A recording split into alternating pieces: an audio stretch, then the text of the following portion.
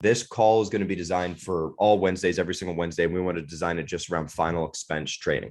So we're going to have calls that are final expense training. We're going to have calls that are Medicare training, right? Health related training is what we would call the Medicare training, but that's Wednesday nights. And then obviously, as you know, we expand to other markets, the ACA, which is Obamacare. And then we expand to the annuity side or anything along those lines, which is pretty important. And those are really the four major things.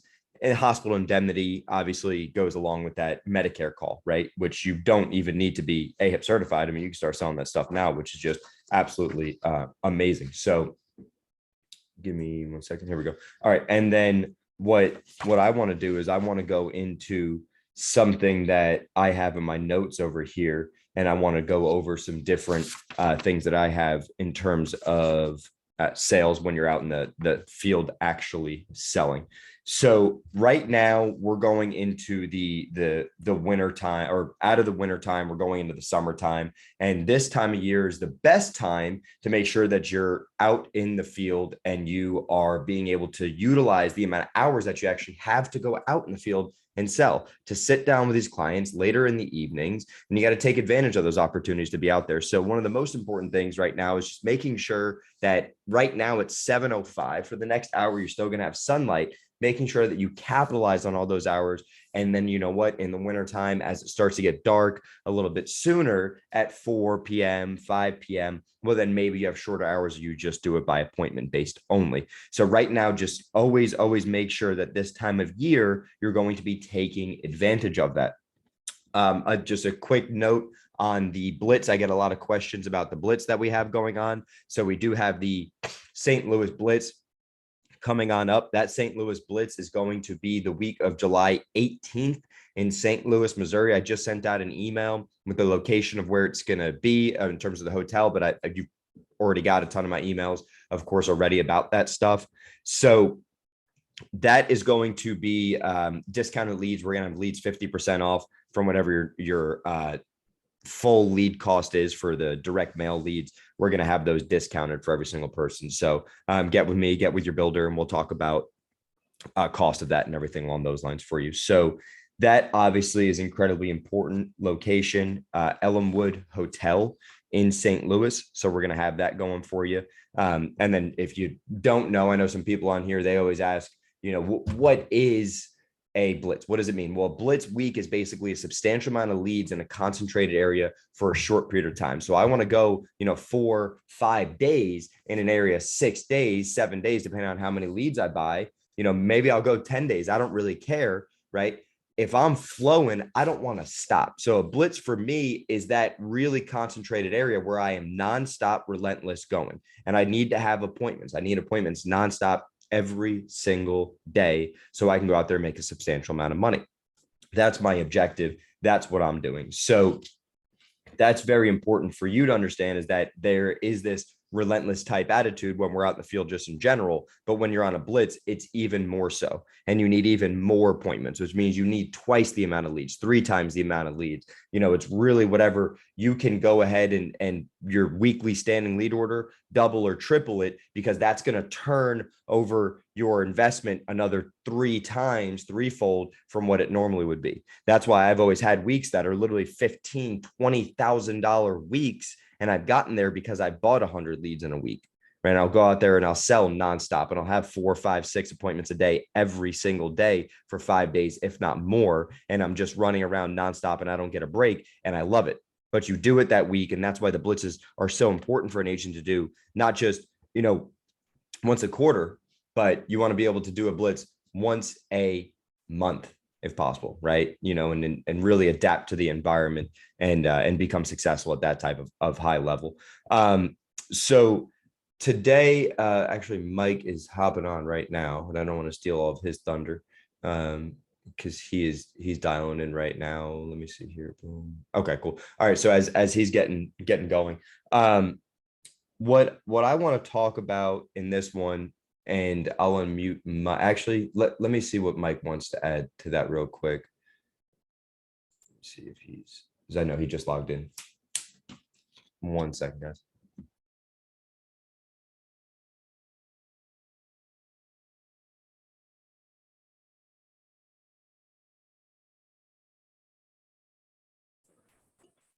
y'all. I appreciate it. Yep. Thanks, Ben. Appreciate it. Bye. Appreciate your help today, buddy. Hey, Mike, I got, can you hear me all right? Let's see, how can I get this going? Oh, there we go. There we go. Give me 1 second. I'm gonna make you host there. So what I was getting into, Mike, there's a couple different topics that I kind of want to go through. Hold it. Yeah, can you hear me all right? Hey, can you hear me? I can hear you.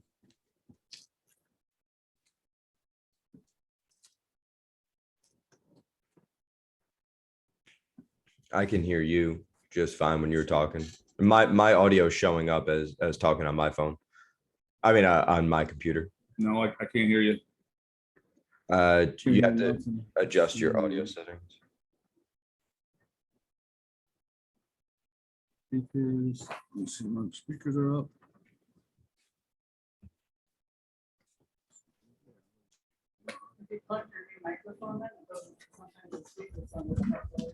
So while he's getting that fixed on up, what I want to talk about is warm up building rapport. So let me just go ahead. Let me just text him real quick. And I'll go exactly like into how I do that. Obviously, when you're dealing with an agent that's a Medicare and final expense agent, you're getting into the home. And if you're an agent that's well-rounded, you're talking about, you have so many different products and services to offer your clients. You're able to talk about all these different things and be well-versed in them. And if you're not incredibly well-versed, you can get an expert that's well-versed in these products on the phone, boom, immediately. And you're able to talk to someone that can help you lock down deals. So when it comes to warm up or building rapport, when I get in the door, right, before I even get to the door, I'm smiling, I'm waving, I'm happy, I'm energetic. Nothing is in my way from being excited, from being a happy individual, because I don't care what's going on in your personal life, or your business is bad or your business is phenomenal, right? I'm very well balanced. I'm very happy and I'm energetic when I get to the home and I meet these people at their energy level. So I knock on the door, I get in the home, and what do I say? Where do I start? That's something that a lot of people want to know. So what I say to the clients is I start, we call it the wall of fame, right? In this sales, we call it the wall of fame. And what does the wall of fame mean? The wall of fame means that we're starting off by talking about the family that's on the wall, right? The actual kids that's on the wall. We're talking about the whatever it might be, the brothers, the sister, the mother, their father, right? Their children, their grandchildren. We're talking about all of that stuff, and all the stuff that we're talking about is what's going to make this conversation personal. And what's going to make this conversation personal for us is what's going to enable them to realize that we are not just a sales agent. It's going to enable them to understand that we're there. We're just another person like them, going out in the field. We're sitting down with them. This is our job. This is our obligation. It's our responsibility, in fact, to get this information out to them that they requested, right? But when we get in that home, we sit down, we start looking at things to connect with them on, right? To build common ground that we can forge a conversation on. And then once we forge that conversation, we can direct it in the directions that we need to go down in order to go down that sales process and make it a smooth sales process so we can make a substantial amount of money, right? So when I get in the home, let's just say, for example, it's the summertime, and we see right in the front of the house, we see a nice car that they have. And you can tell that they are passionate about this vehicle because the vehicle is incredibly clean. It's got armor on the tires. The wheels are really well kept. They're shine, they're glossy, they look phenomenal, right? This car doesn't even look like it's ever left the garage, and it just looks immaculate, right? Or you see, a whole entire flower bed, beautiful flowers. The grass is so nice and cut, it's perfect, right? You walk in, and before you ever get anything in life, you want to give something. So I want to give them a compliment before I get a sale, right? So I want to give them hey, John, that car is beautiful. That car is awesome. That car is amazing, man. I mean, what do you do to keep it in such good shape? Like, how do you keep that car in such immaculate condition to the point where, I wouldn't even, if you told me that you haven't even put a mile on that car, right? I'd believe it. That thing looks like it's garage kept and you probably haven't drove it anywhere since the dealership dropped it off at your house from a trailer, right? Am I right? And man, well, this is what I do. I make sure that I wash this baby at least twice a week when I can at a minimum, and this is what I do. This is how I drive it. This is how I take care of my vehicle. That's amazing. That's so dang cool. I'm going to take some tips for you. Is that Armor All you put on those tires to make them so glossy, make them so clean? It is. That's awesome, man. My father always told me to use Armor All on the tires.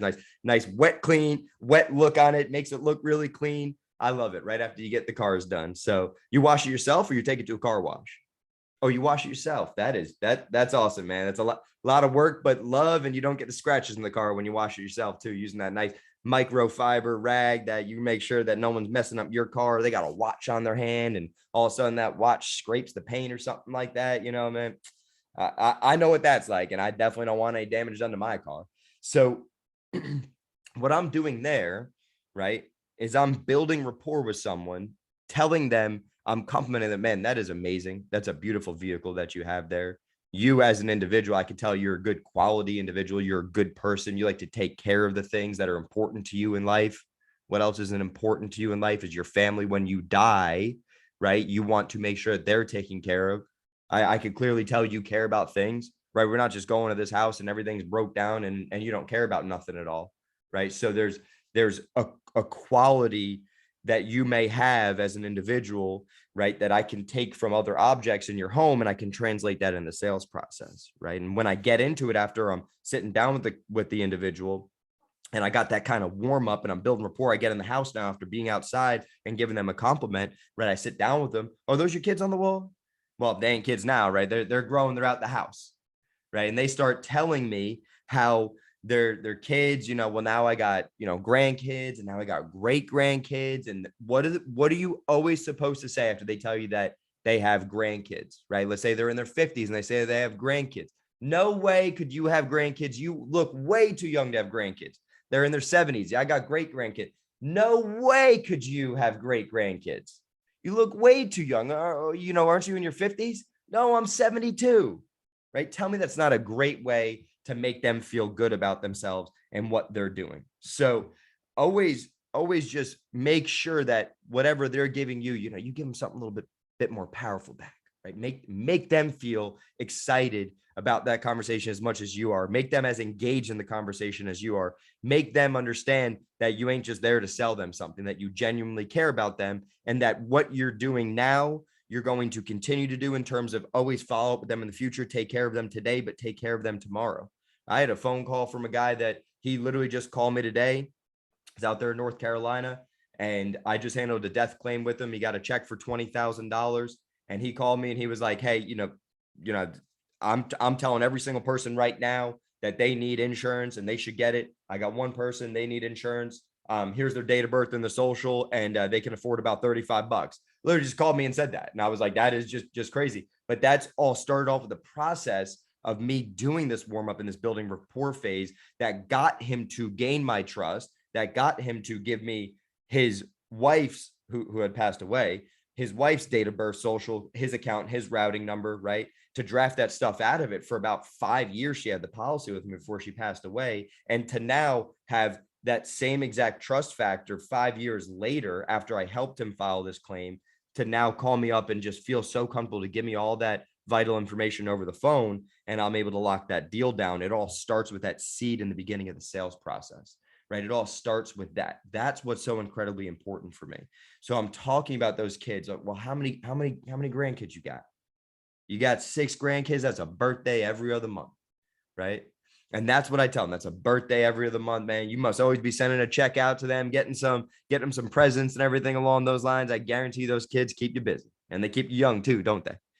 That's amazing. That's amazing. So we could talk about their children, right? We could talk about their brothers and sisters. We could talk about death in some way. We could start to transition, right? While we're warming up and we're building rapport. Storytelling is so important, right? Storytelling is something that I love to do. And I know that the clients love to do as well. They love to storytell. So I like to tell stories about things in my life that have occurred, right?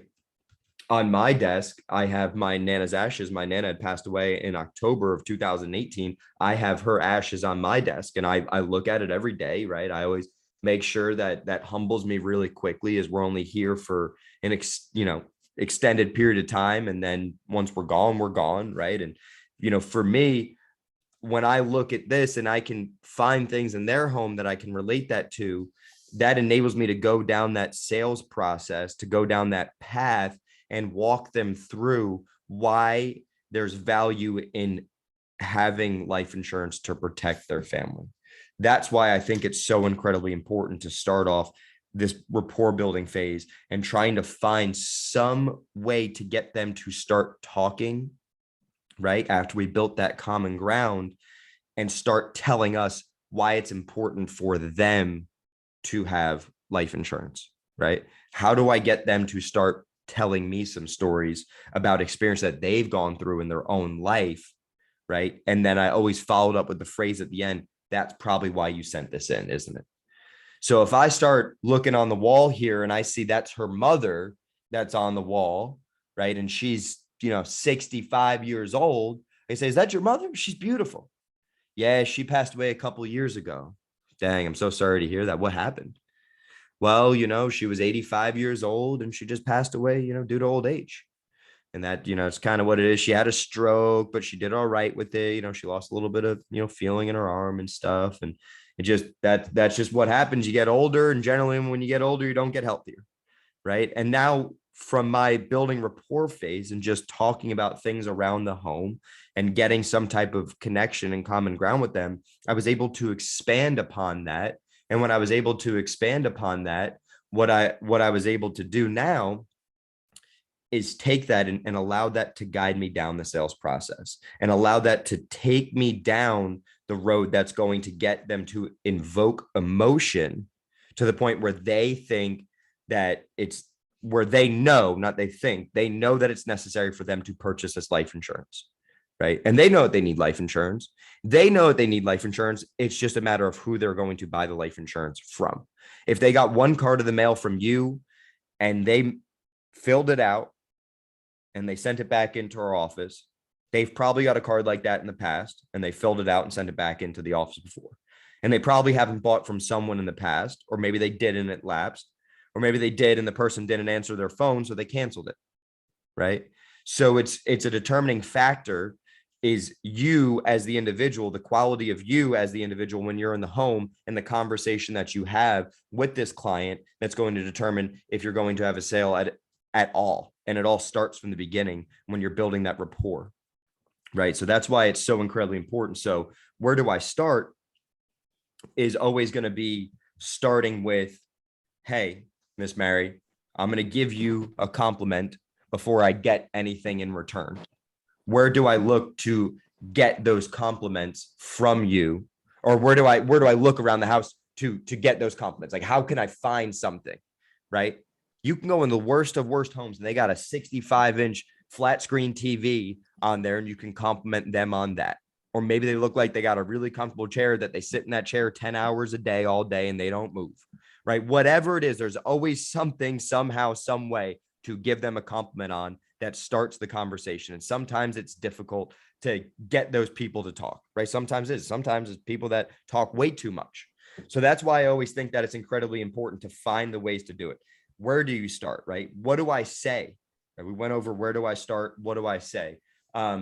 I got Mike on here. Mike, I'm pretty sure you're dialed in now. There's some stuff that you want to add to the building rapport, warm up building rapport phase that kind of helps you out, or, kind of you go any way that you want with the call. We could do a call on another topic, resume this one, whatever you want to do, my man. I'll let you. Well, all right. Appreciate that, Holden. Thank you for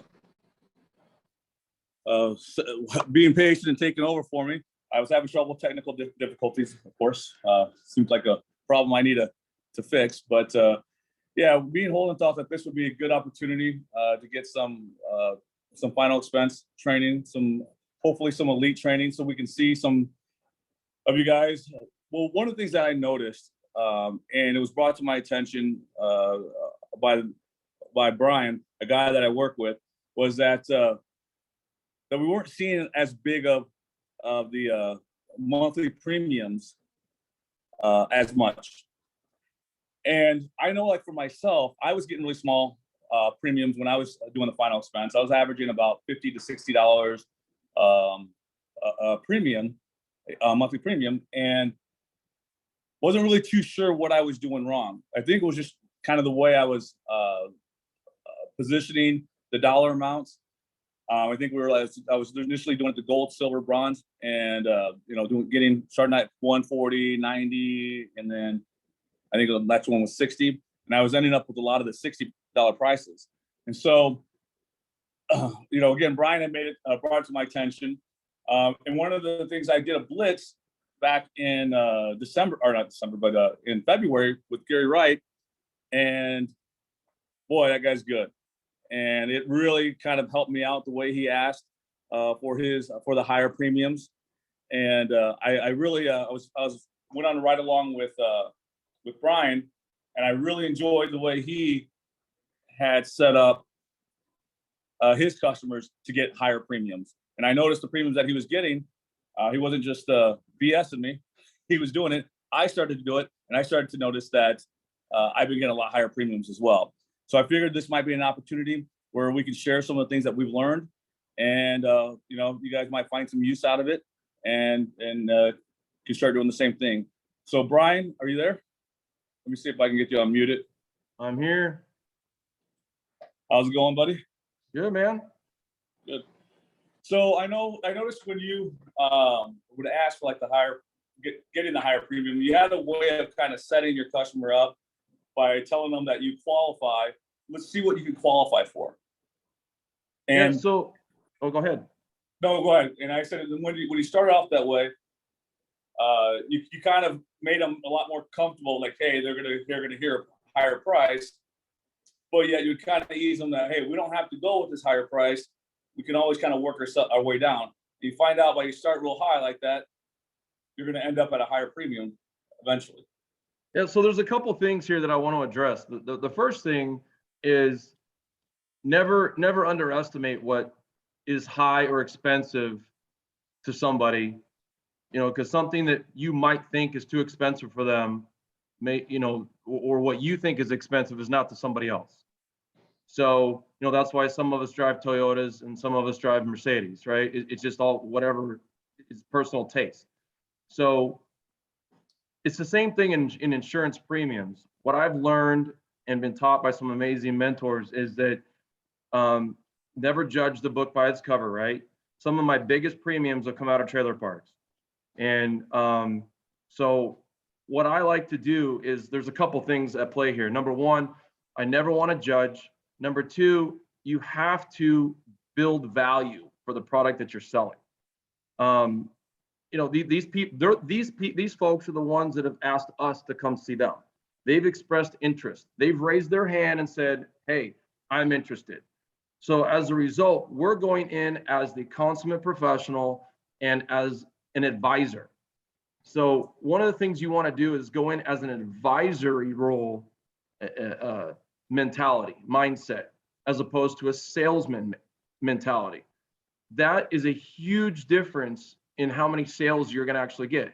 Even though you could put us as salespeople, you really, at the end of the day, are an advisor to these folks. These folks are depending on us to come in and show them what's available in the market,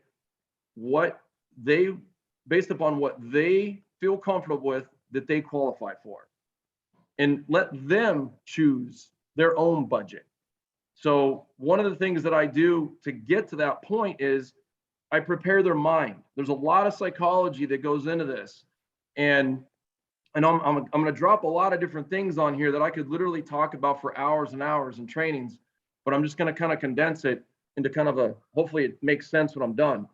You want to prepare their minds and set the mindset to where they understand that you're going to show them what the maximum amount is that they would qualify for with one particular carrier.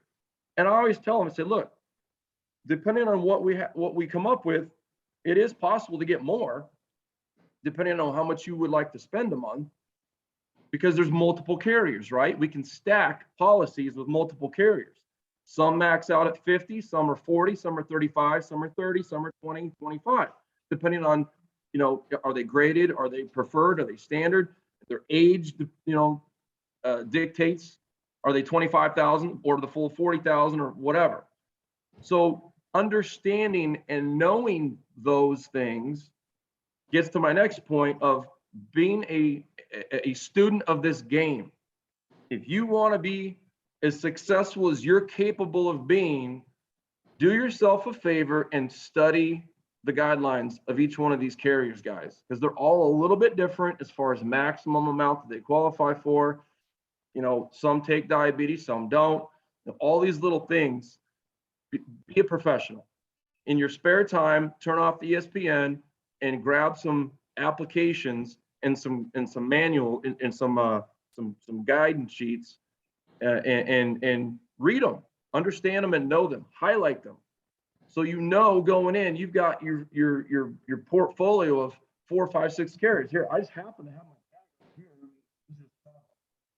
You know, I used to do a training at my other IMO, and I used to dub my training, "What's in Brian Bloom's bag?" See this right here? This is a stack of applications, final expense applications, and guidelines. If I have a question and don't know something, I know exactly in here, like National Life Group just happening right here on top. I know that's not a final expense, but here's one right here, Ascendo product. I've got it right here. You can see I've written on it. 40 to 75 for modified, immediate is 40 to 89. I know. So I have my own way of doing that.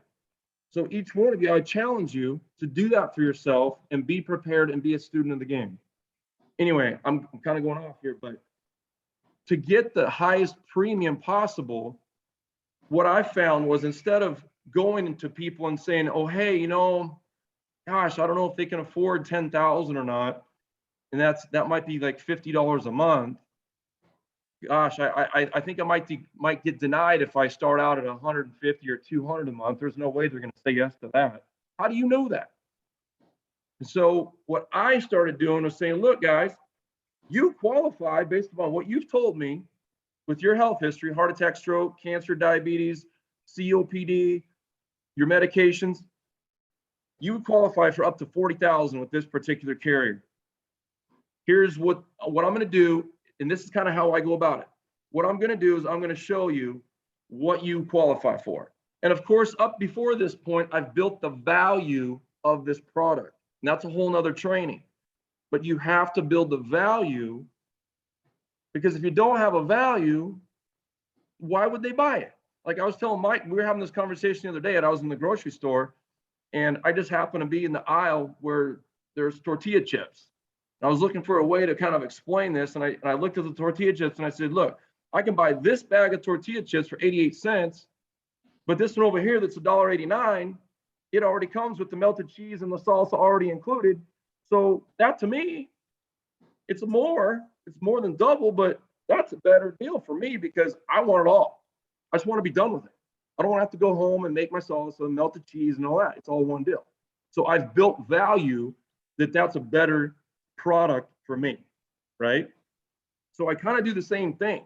I build up the product through the sales process. I'm their advisor. I'm showing them, I'm teaching them, hey, and I always drop little lines like, hey, if you were my mom or my dad, or if you were my brother or my sister, this is what I would recommend.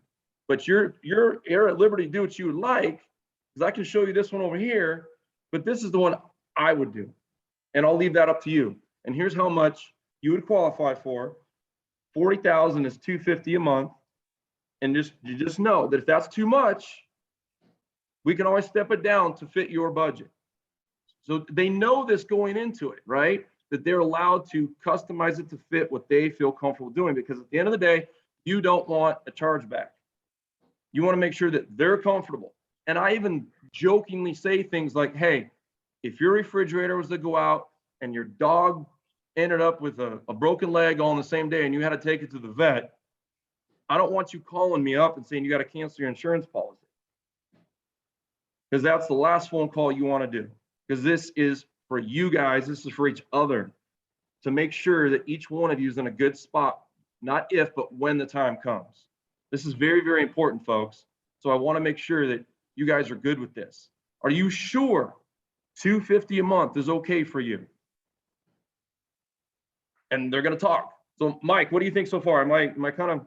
No, yeah, you're right on point, man. This is kind of what I was hoping that you'd give. Yeah, I really do appreciate this, man, because like I said, it's I started using that setup when with my customers when I went sit down with them. I noticed that I've gotten a $250 premium. I think I sold a $300 one last week, so my premiums have just really kind of went up there. And you'll be surprised when you give them that high of a premium that they're more than likely. I mean, even if they go down $100, you're still at you're gonna get people. You're gonna get people like, whoa, Brian, that's a little bit out of our price. That's okay. I was just, look, guys, like I said in the beginning, I was just showing you what you qualify for. That doesn't mean you got to buy it. Doesn't mean you got to get it, right? So there's certain words and verbiages you don't want to use, like buy. I don't use that. You don't want to say cost. You don't want. There's just certain softer verbiage that you can use. Like, look, folks, hey, this will fit your budget better, or this is more comfortable, or hey, if 250 is not too much. At what level, folks? I'll say Mike. Hey, Mike, at what level do you feel would feel more comfortable for you? Because we can drop it down to say 25,000. Let's see what that looks like. Okay, so let's say I type in the numbers. It comes back at 175. Is that a little bit better for you? Yeah. Yeah, is that better? So, Or maybe you might come back and say, man, that's still a little high. I say, okay, well, is there kind of a ballpark you want to be in? And they'll come back because they were going the opposite direction. People aren't used to going that direction. They're used to starting at the very bottom, because people usually start with the cheapest and go to the middle, the most expensive. Well, if you start the other direction and you've built the value of what they're getting first, then they feel like, because nobody wants to get the inferior stuff, right? Like, if you have your choice of, I don't know, pick a product. Most of the time, people pick in the middle or higher because the preconception is that the cheapest is garbage. Exactly. Right? So that's how, so when I first came over here and I was seeing all these numbers announced and whatnot, I didn't want to say anything. I was actually a little scared to even say anything, but I called up Mike one day and said, look, man, hey, is everybody getting $200, $300, $400 AP? Is that normal? Like, because for me, I mean, yeah, you're going to get them every once in a while, but for me, I was just seeing it, but I was seeing it more consistently, right? And I was a little bit nervous about even coming over here because I was like, man, I don't know, I'd have to write 50 of those a week. But what I'm proposing here, folks, is a way to go the other direction and get higher premiums for the most part, because you're setting people up for success and they want to come, you want them to come away feeling like you've offered them something that they feel is of value to their family. And one of the things I noticed too is that when I get the higher premiums, they seem to stick on the books a lot easier, a lot longer. I don't have an issue with them canceling as much as with the smaller premiums. The smaller premiums seem like, oh, this is just an extra thing. I can get rid of it anytime I want to. These larger premiums, they seem to stay on they're less likely to cancel those policies. Has that been your experience? Yeah. Well, yeah, because people can easily get rid of a $40 a month. They're like, oh, that's $40, get rid of it. But if they're looking at it and they're saying, yeah, that's $125 a month or $80 a month, they're like, oh yeah, that's my insurance. That's for my wife when the time comes, or whatever. It's more, it has more significance, right? Yeah. And anyway. Yeah, so I would say, man, I really appreciate it. Do you guys have any questions? I'm going to see if I can. Hey, yeah, while you're pulling up questions here, I just want to add to exactly what you just said. It's been proven over the past, I would say decade of recording this data that we know with absolute certainty that the amount of money that a client is paying per month, the higher amount that they pay, the higher the probability that it is going to stay on the books. Because it's not just like a small little, like you guys were saying, it's not just like a small little bill or something like that we could just get rid of. Is your car payment higher than your utility bill, right? You lose your car, well, hey, you ain't going anywhere. Walking's a lot more expensive. So I found it to be, and we found it to be just as an organization as a whole, whenever they pay more money, they stay on the books more. And that's a client that you definitely want to work on maintaining a relationship with them, because if they're willing to spend the money today, they may be willing to spend more money with you in the future. And whatever is comfortable in their budget today can always be expanded upon in the future. That's why we are always so heavy on the follow-up game with your clients in the near future, whether it's 6, 9, 12, 24, 36 months, it doesn't matter. It's always, hey, keep that follow-up game strong with your clients. They bought from you now. They bought what they could afford today, but things in life change. And sometimes they change for the better, right? And you could always sell them more insurance. So I wanted to add that note in there because I think that's incredible. Hey, absolutely. Thanks for that, man. And the other thing that I wanted to add now that I'm thinking about it is you don't just want to be an order taker. I don't know how many of y'all have seen the movie Tommy Boy, but that's a very good movie. I know it sounds stupid and cheesy, but go watch the movie. It's about a sales guy, right? He's going through all the emotions and all the different processes that you go through as a salesperson. And he gets to that point where he just gets in this routine of meeting with these clients, and over, it's like, okie dokie, okay then, alrighty then. And he just doesn't give any sort of mind to, they said no, but why did they say no? I'm going to overcome that objection. He just, okie dokie, see you later, out the door you go. Well, if somebody says no, it just means it's too much. So why not start at the high end? So why are we starting at $30 and $40 and people saying, okay, I'll take that. Well, did you ask them at all if they would like more? And then it just seems like people are just taking the application right away. They're happy with just getting something out of the house. So they write their application for $40 and go on their merry way. And so, well, that's the thing too, is like, you got to make sure that you build a relationship with these people too, because what we have access to, which is one of the reasons why I love Ethics so much, is that they allow us to sell all these other products. We have the ability to sell the ACA, the Medicare, the hospital indemnities, all these extra products, and you're never going to get to that if you don't build, value in yourself and what you're able to bring to the table. And so, and I think that offering those, starting with a higher premium up front, is going to do that. This guy knows what he's talking about. This guy. And so Mike, where that comes from too, is confidence in yourself. And the way you get confidence is understanding and being a student of your products. If you understand your products and what they do for these people and how they work, then you're going to be confident. And you're going to have the confidence to go in and feel comfortable about talking to these folks about what they really, really need. Because at the end of the day, we're here to help them. Is a little extra premium awesome for us, selfishly? Of course it is. But at the end of the day, I want to be able to put my head on my pillow knowing that day I went out and helped 4, 5, 6 families.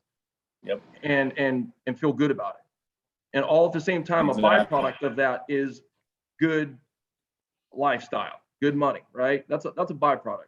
But guys, what I'm saying, what I want to just really nail home is be a student of this.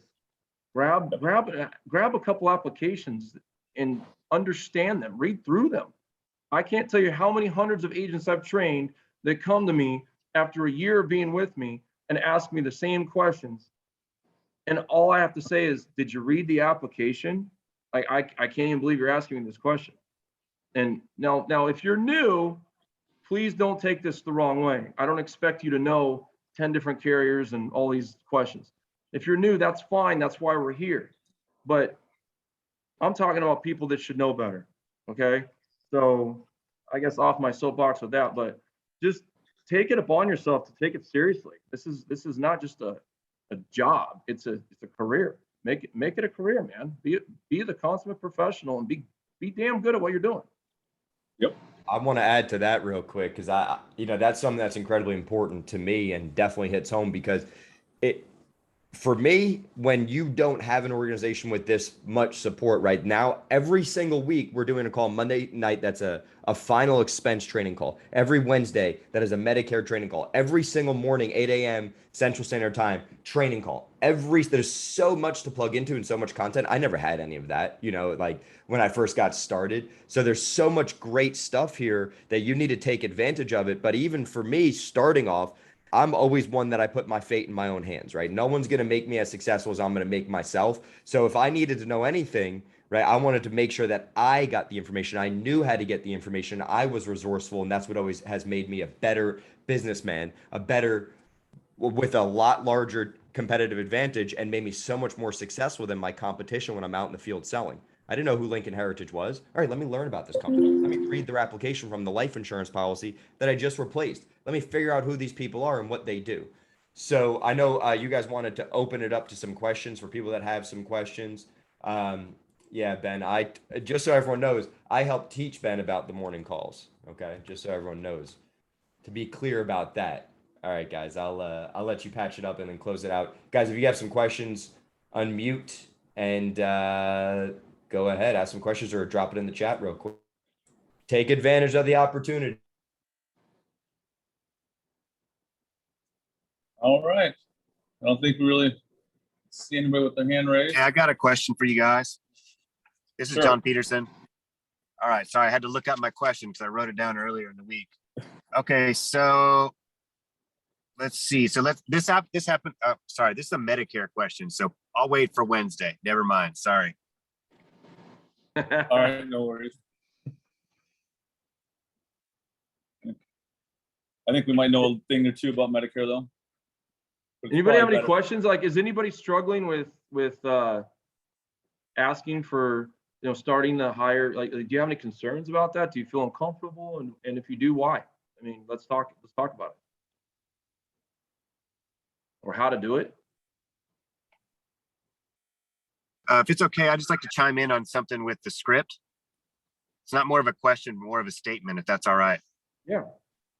Okay, so yeah, for me, there was, Ben's script. You guys who've kind of gone through the training and, been with EFIS for a while, you'll know that whenever Ben goes through his script towards the end, he kind of offers some discounts, right? And so one of the discount questions he asks is, how long have you lived here? And then he talks about a discount for that. Then the other one he asks about is, do you have a driver's license? And he says there's a discount for that. And then the third one that he get to is, do you have a bank account? And then we kind of go through that. And so they have a bank account and say there's a discount for that.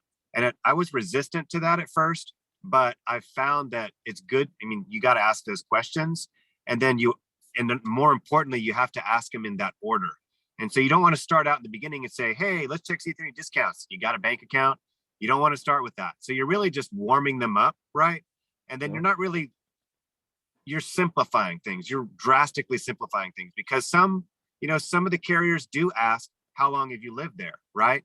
And so in a sense, you could say, yeah, well, there is a discount for that because Transamerica and Mutual of Omaha ask for that and they have lower prices. So yeah, but you're simplifying things drastically. And then there are carriers that ask about IDs like Prosperity, Liberty Bankers Life. And then there's probably some others that I'm forgetting, and they do ask for those IDs. So in a sense, you do get discounts for that as well. So don't feel resistant by asking those questions in that order. You're just warming them up. And just like anybody who's been fishing, and I hate to channel Ben on this one, but anybody who's been fishing, you got to ask the questions in the right order. You can't just jump to the end. You're gaining trust every step of the way. So definitely follow the scripts, go to the training, and you'll have success. Awesome. Absolutely. I couldn't agree more. I mean, you're going to want to we're not trying to get you to change, especially if you're new. You want to make sure that you're doing everything exactly like how Ben's telling you to do it. That's the only way you're going to get good. But, if you find yourself struggling with getting some of the higher premium, Hey, probably should watch the training over again because he's going to show you how to do it. But this is just another technique that you can use and put in your arsenal. And one of the things that's made me successful is I'm not afraid to try different things. If I hear something I like, I try to figure out how to put it into my system and what I do and how I go about gaining clients. And like I said, I really like the way Brian had handled that. Something that I hadn't heard before. I'm like, yeah, well, might as well give it a shot, and I have, and voila, I'm getting higher premiums. So, which is great.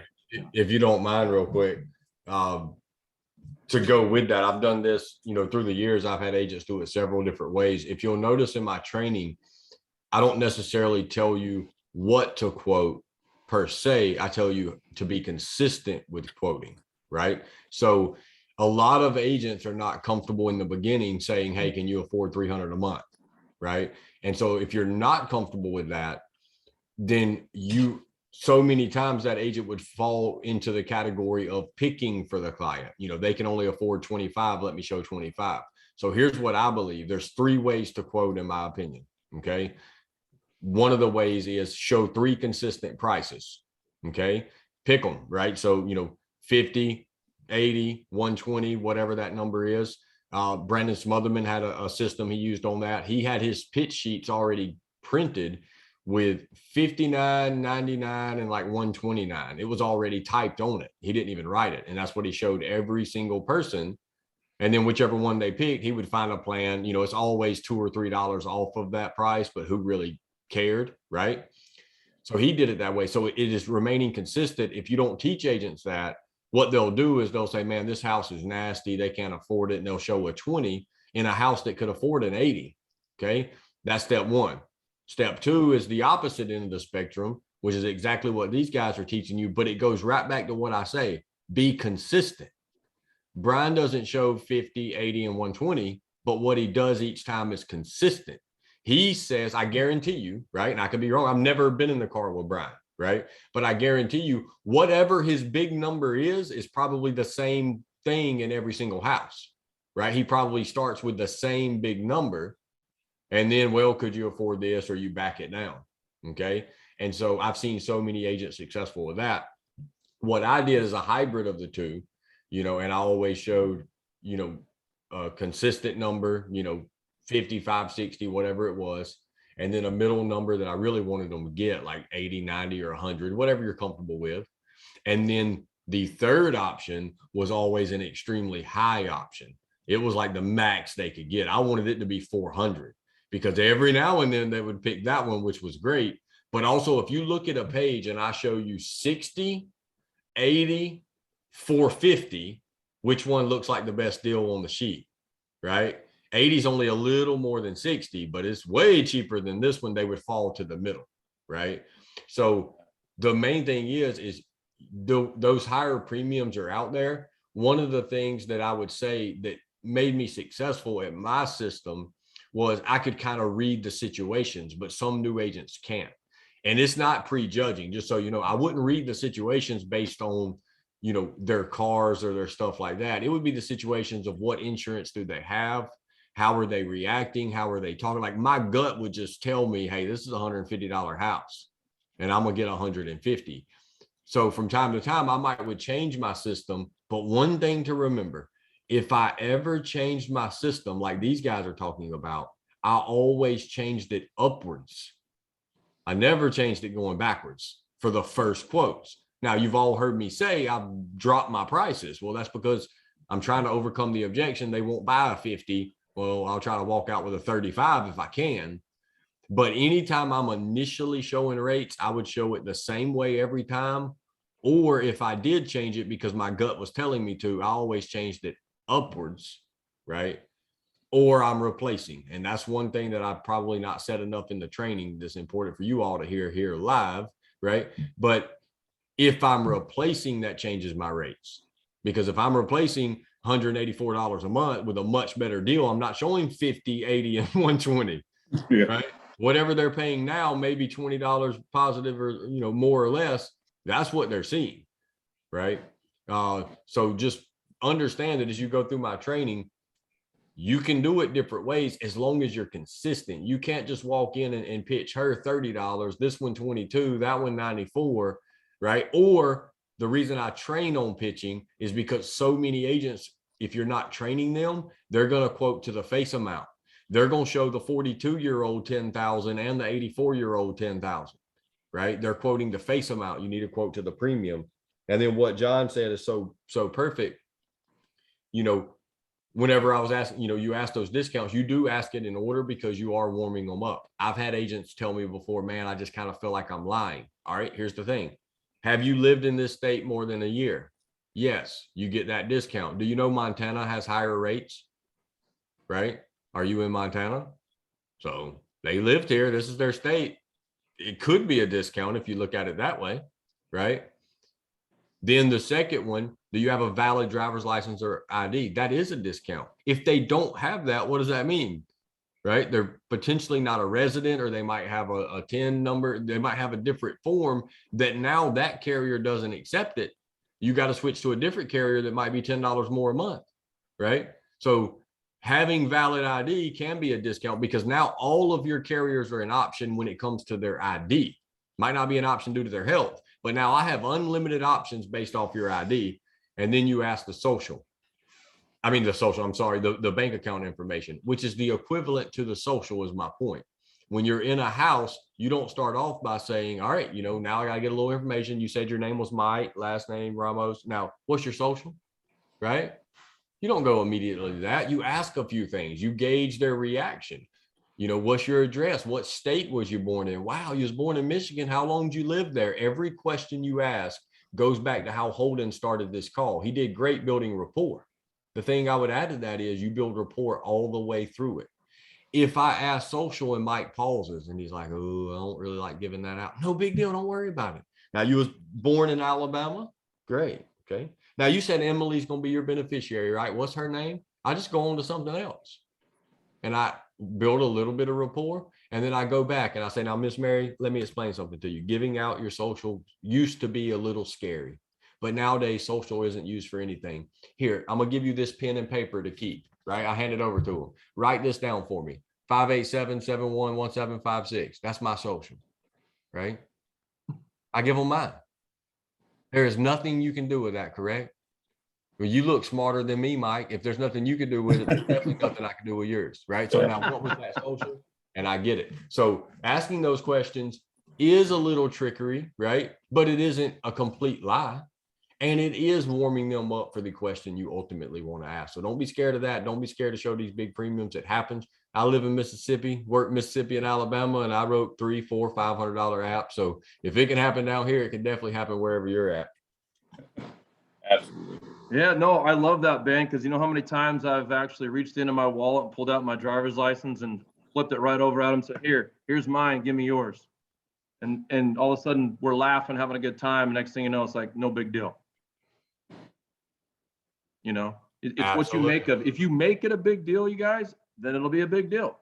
But if you don't make it a big deal, you just keep going. It's easy. All right, guys. Well, I appreciate you guys taking the time to spend with us. I think we're a little bit longer than what we anticipated, but that was partly my fault for not being able to log on. But appreciate you guys. You hopping in, Ben. That was gold. No problem at all.